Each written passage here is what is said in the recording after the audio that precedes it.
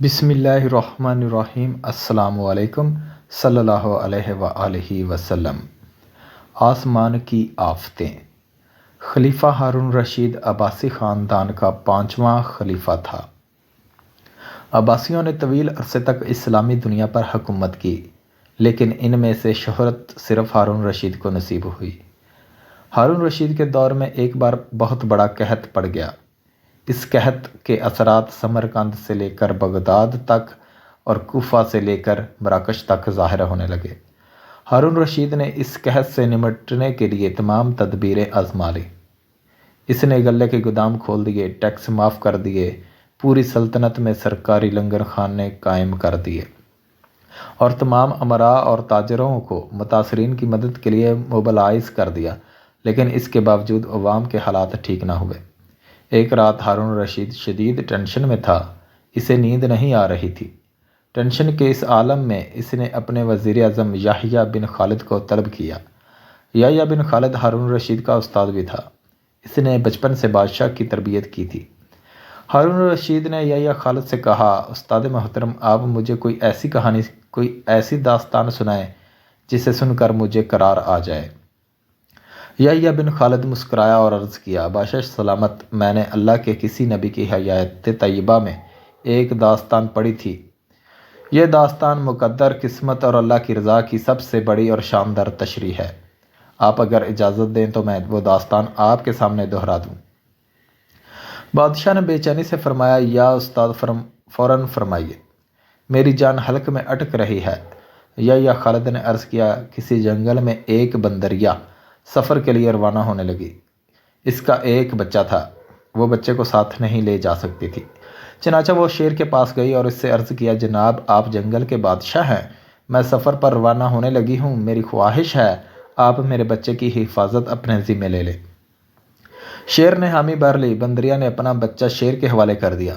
شیر نے بچہ اپنے کندھے پر بٹھا لیا، بندریا سفر پر روانہ ہو گئی۔ اب شیر روزانہ بندر کے بچے کو کندھے پر بٹھاتا اور جنگل میں اپنے روزمرہ کے کام کرتا رہتا۔ ایک دن وہ جنگل میں گھوم رہا تھا کہ اچانک آسمان سے ایک چیل نے ڈائی لگائی، شیر کے قریب پہنچی، بندریا کا بچہ اٹھایا اور آسمان میں گم ہو گئی۔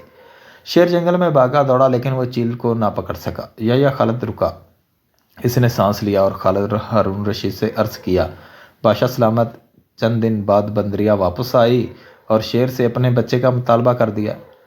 شیر نے شرمندگی سے جواب دیا، تمہارا بچہ تو چیل لے گئی ہے۔ بندریا کو غصہ آ گیا اور اس نے چلا کر کہا، تم کیسے بادشاہ ہو؟ تم ایک امانت کی حفاظت نہیں کر سکتے، تم اس سارے جنگل کا نظام کیسے چلاؤ گے؟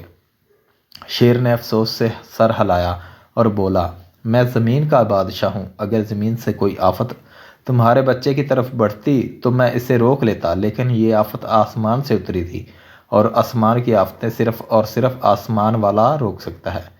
یہ کہانی سنانے کے بعد یحییٰ بن خالد نے ہارون رشید سے عرض کیا، بادشاہ سلامت، قحط کی یہ آفت بھی اگر زمین سے نکلی ہوتی تو آپ اسے روک لیتے۔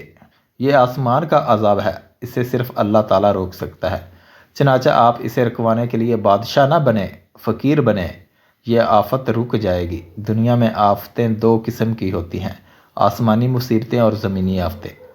آسمانی آفت سے بچنے کے لیے اللہ تعالیٰ کا راضی ہونا ضروری ہوتا ہے، جبکہ زمینی آفت سے بچاؤ کے لیے انسانوں کا متحد ہونا، وسائل کا بھرپور استعمال اور حکمرانوں کا اخلاص درکار ہوتا ہے۔ یحییٰ بن خالد نے ہارون رشید کو کہا تھا، بادشاہ سلامت، آسمانی آفتیں اس وقت تک ختم نہیں ہوتی جب تک انسان اپنے رب کو راضی نہیں کر لیتا۔